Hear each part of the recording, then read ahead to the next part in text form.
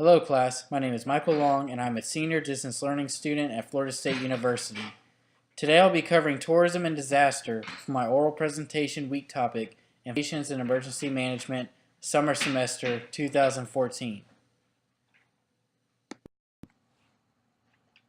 Tourism encompasses traveling to and staying in places outside of one's usual environment for not more than one consecutive year for leisure, business, and other purposes.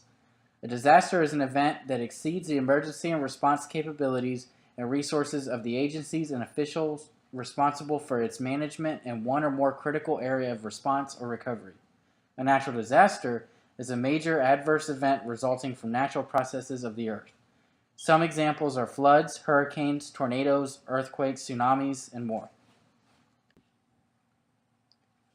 Natural disasters affect tourism tremendously at any location. Tourism relies on man-built infrastructure, food, transportation, electricity, water, and other natural resources, and natural disasters will cause damage to all of these resources. Additionally, natural disasters also bring about a stigma on the affected area to where it is deemed as risky or dangerous. This stigma causes visitors to avoid the location out of fear. Due to this decline in tourism and lack of visitors, less money is being spent in the affected area and annual profit for the industry reduces drastically. Aside of the money not coming in from tourism profit, an excessive amount of money goes out through the government spending to make up for this, along with the aid needed to recover from the event. One exceptional tourist location to take note of is Japan and the horrific earthquake and tsunami that struck the population on March 11, 2011. Japan is particularly vulnerable to natural disasters because of its climate, tectonic vulnerability, topography, and level of development. Japan was struck with a magnitude 8.9 earthquake, which was later upgraded to a 9.0, followed by a tsunami with over 30-foot waves beginning March 11, 2011. 231 miles northeast of Tokyo. This caused a wide release of harmful materials into the atmosphere, bringing about a wide pollution and hydrogen eruption. When the earthquake hit Japan, it was so strong that the island of Honshu, which is Japan's largest island, relocated 8 feet eastward. Japanese Prime Minister Naoto Kan stated that in 65 years since the end of World War II, this is the toughest and most challenging crisis for Japan.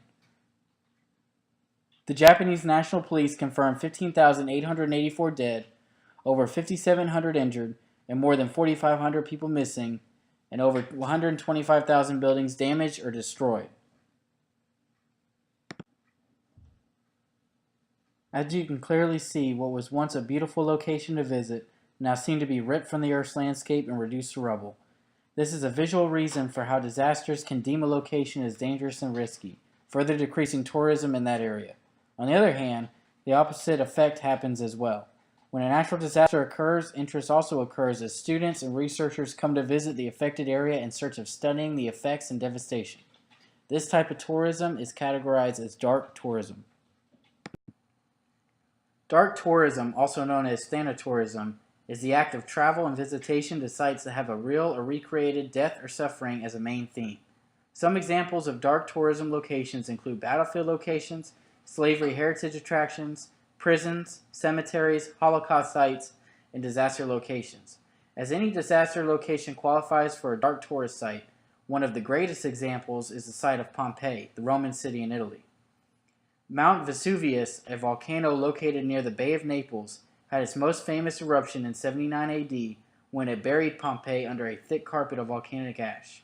In 1748, explorers rediscovered the city under all of the volcanic ash, and surprisingly, almost everything was still intact to include the skeletons of the disaster's victims.